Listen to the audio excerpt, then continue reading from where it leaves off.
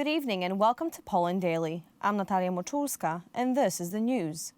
The latest episode of the documentary Reset reveals that the foreign ministry under Radosław Sikorski delayed sending letters from President Lech Kaczyński to the leaders of NATO countries.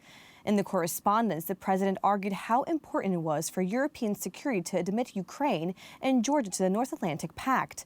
In April of 2008, a NATO summit was held in Bucharest. The conclusions did not specify a path for the admission of Georgia and Ukraine, and as a result, just 4 months later, Putin attacked Georgia. The authors of the document reveal a 2008 memo from the head of the Foreign Ministry's Eastern Policy Department, Jarosław Bratkiewicz, regarding Poland's policy toward Russia and Ukraine. Radosław Sikorski headed the ministry at the time. The memo assessed that Russia had no imperial ambitions. The objective possibilities of Russia's expansion in the political and economic, let alone military sense, are quite limited. And on this conviction, Prime Minister Donald Tusk and Foreign Ministry Chief Radosław Sikorski built a policy of reset towards Russia. Paradoxically, this was in complete contradiction to the knowledge the Polish government had at the time, especially since they read out a secret cipher from the Polish embassy in Moscow on March 21, 2008. In it, diplomats informed that Russia was ready to attack Ukraine. The prelude to the invasion was to be the Crimean Peninsula. To my surprise, I learned that today's episode of the Reset series discussed a declassified ciphertext of my authorship from 2008. That is from the time when I worked in the political department of the Polish embassy in Moscow. In that cipher, I reported on the words of a high-ranking speaker from the Russian Foreign Ministry who informed of Russian plans to chop Ukraine in two, and that the operation would begin with Crimea. Withholding this information gave Russia time and demobilized NATO allies. If Donald Tusk and Radosław Sikorski had acted differently, it is safe to say that there would be no war in Ukraine today.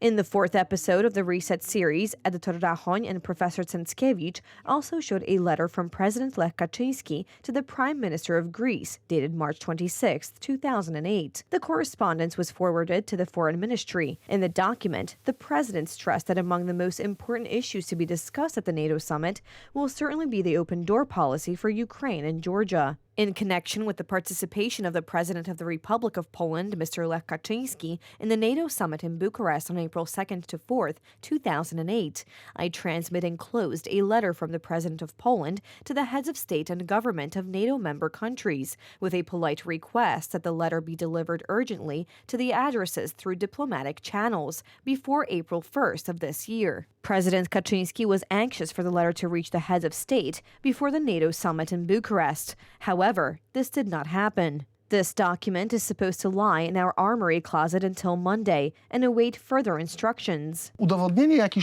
Proving some obstruction, such an outright obstruction, is difficult to prove, and I think we are showing a smoking gun on this issue. That's what is in this episode.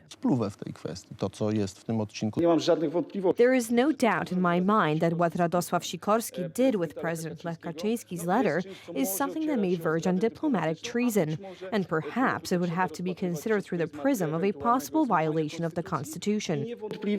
In 2008, during the North Atlantic Treaty Summit, the open-door NATO policy for Ukraine and Georgia was represented by U.S. President George Bush and Polish President Lech Kaczyński. President Lech Kaczyński was in favor of a clear path for Ukraine and Georgia to join NATO, while the Polish government, headed by Tusk, although formally they support this position in words, considered Ukraine as a collapsed nation. The NATO summit conclusions managed to include a paragraph about the alliance's open door for Ukraine and Georgia. This was the result of President Lech Kaczyński's personal efforts. However, the adoption of a timetable for the accession of these countries to NATO failed. 4 months after the NATO summit in Bucharest, Russia launched an armed invasion of Georgia, preceded by a series of provocations in South Ossetia and Abkhazia.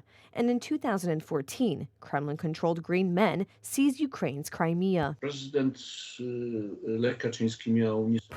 Lech Kaczyński had an incredible intuition, because it actually happened what he said later on the square in Tbilisi, when the Russian aggression against Georgia began.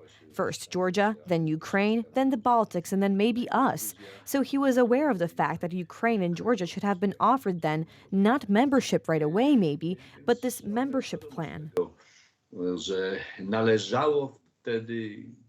The upcoming NATO summit in Vilnius is expected to address topics that were abandoned 15 years ago at the Bucharest summit, among other things by the misguided policies of the Polish government. These are primarily about a certain range of security guarantees expected by Ukrainians fighting the Russian invaders. The increased number of attempts to illegally cross the Polish border from the Belarusian side. The Interior Ministry decided to support the border with additional numbers of border guards, soldiers, and police. In addition to the influx of immigrants, the rebellion of Yevgeny Prigozhin and the decision to deploy the Wagner Group in Belarus is a concerning sign. Nearly 300 tents have been erected in the central Belarusian village of Cel, next to the town of Osipovice, to accommodate some 8,000 people. According to independent Belarusian media reports, they are to be used by Wagner mercenaries. They will participate in various operations, including in Africa. This means Russia is not giving up operations on this continent, and it is precisely these operations that will be undertaken by Wagner formations, dislocated to their bases, as permanent bases in the area of Belarus. Meanwhile, for several days, the border guard has been reporting increased traffic on our eastern border. Yesterday alone, there were 83 attempts to illegally cross it.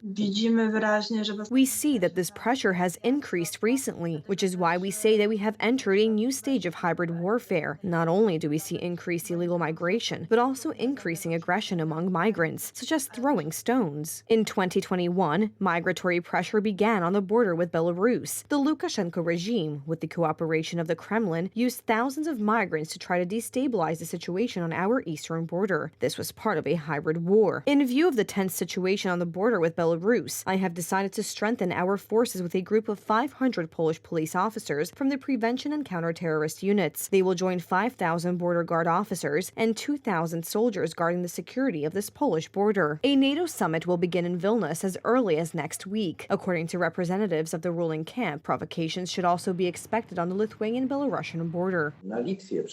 After all, in Lithuania, there will be an extremely important spectacular meeting involving the most important NATO politicians, and therefore we must be ready. Poland has pledged and will intensively support security on the Lithuanian border before and during the summit. Up to 12,000 officers are to be responsible for security during the summit. Lithuanian forces will be supported by soldiers and services from 16 North Atlantic Alliance countries, including Poland. The reinforcement of this summit will be dignified, and I think someone should think twice before calling something up. This is unlikely to happen. However, we should be more worried about our border. That should keep us awake at night. In connection with the NATO summit, Lithuania is reintroducing controls on the internal borders of the Schengen zone. Poland's eastern border is both the border of the European Union and the eastern flank of NATO. Often such criminals can perform all sorts of tasks. They can walk in Lukashenko's coup, perform his tasks, and for example, organize all sorts of provocations, or make money on the northern migration routes, and push migrants to the Polish border, because they have very good contacts in countries just like Syria or from northern African countries. The deployment of new forces on the Polish-Belarusian border began yesterday. A total of 7,500 border guards, military and police will be there. Day 496 of the Russian invasion of Ukraine. 2 people were killed and 19 wounded in the city of Sumy in northeastern Ukraine. Russian troops attacked a 5-story apartment building with a drone. The attack on Sumy was discussed by Ukraine's president. Zelensky also referred to the case of former president of Georgia and former governor of Ukraine's Odessa Oblast, Mikhail Saakashvili, who is currently imprisoned in Georgia. Щоб захистити всю нашу територію та збивати всі ворожі. Unfortunately, our state does not yet have a sufficient number of high-quality air defense systems to protect our entire territory and shoot down all enemy targets. The enemy takes advantage of this, as they did today by launching another terrorist attack on the city of Sumy using an Iranian drone, targeting in particular residential buildings and the building of the security service of Ukraine. As a result of these attacks, there are injuries and there are casualties. We will do everything possible and impossible to make our air defense the strongest. Today, General Oleshuk, the commander of the Air Force, briefed me on our actions to strengthen air defense. We aim for the Ukrainian air shield to be able to cover our entire territory from Russian terror and in the future become the basis for the European air shield. It is absolutely necessary and absolutely possible.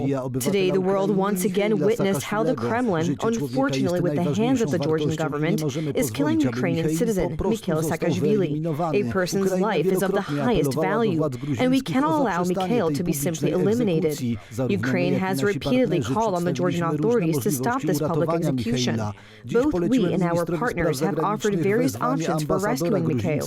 Today, I have instructed the Minister of Foreign Affairs of Ukraine to summon the Georgian ambassador to Ukraine, express our protest to him, and propose that he leave Ukraine within the next 48 hours for consultations with his capital.